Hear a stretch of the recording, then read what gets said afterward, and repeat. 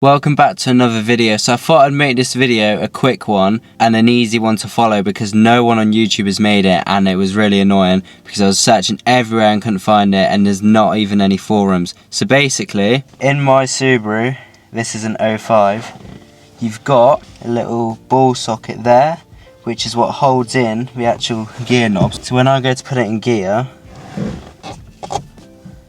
it wants to push out like that.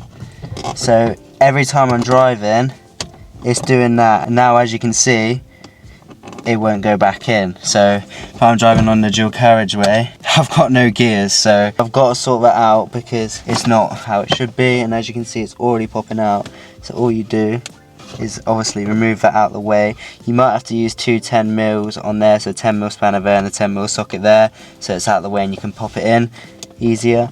But you literally pull that bit out, and this is the part I've got here. I tried getting it from Subaru, but I couldn't, so I had to get it from ICP parts or IPC, it's one of the two, and that is the codes there. This is supposed to be a genuine part, which it says on there as well, but I couldn't get it for 3 months, and that isn't good because obviously I use this car. That is the new one here, and that is what I'm going to be changing today.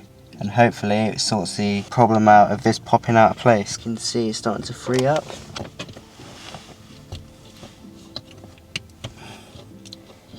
And there we go. As you can see, it's got some O-rings on. I'll put the O-rings in the description down below. That is the old. You can see it's proper battered. So I pull these off. You do want to replace your O-rings.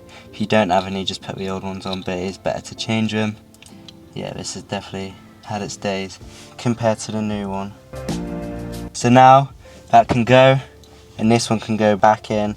As you can see, you can literally see the outside of the floor, so you do want to change that. That is why you put the grommets on, to stop the water coming up, I guess. So there's two different size O-rings. This is the bottom and this is the top one. So I'm just going to put those on now. That goes straight to the top. Wants to be pretty tight as well, and then that one on.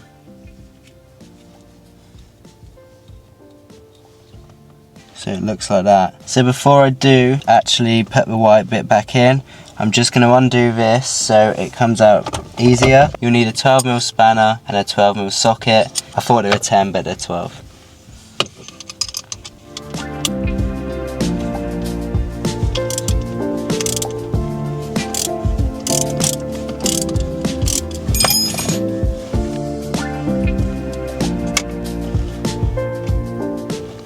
So the nut is now off, and so is the long bolt screw. Don't lose them because you are going to need that.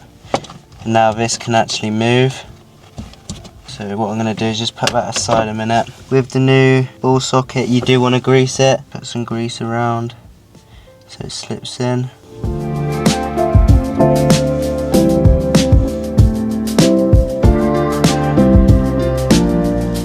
Once you've got enough grease on, push it back in the hole.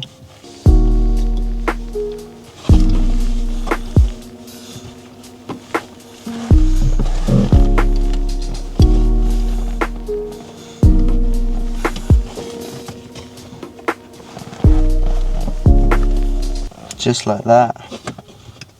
So that the black gasket is covering it, which you can see just there, it's flush with the white where the black is, so it looks like it's flush, but it's actually not. The black is actually covering the white. Now get this, make sure it's the right way around, literally try and push it back in place. Also, if it's struggling to go in, put some grease on the ball because it makes it a lot easier when you try and push it in. As you can see, it is quite a fight, so be back with you once it's pushed in.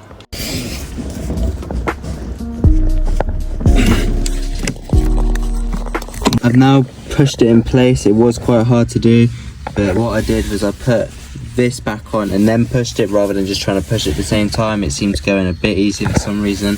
I put some grease around the top now, and if I try it, it goes 1, 2, 3, which 3 always used to break that seal, but now it doesn't, and 5. So it's now all working. All I've got to do, and all you would have to do if you're at this stage, is just tighten this back up, put all the kit back together, and you're good to go.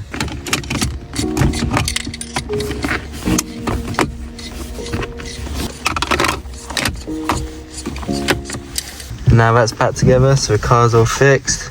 I'll go for a test drive and make sure it's all good.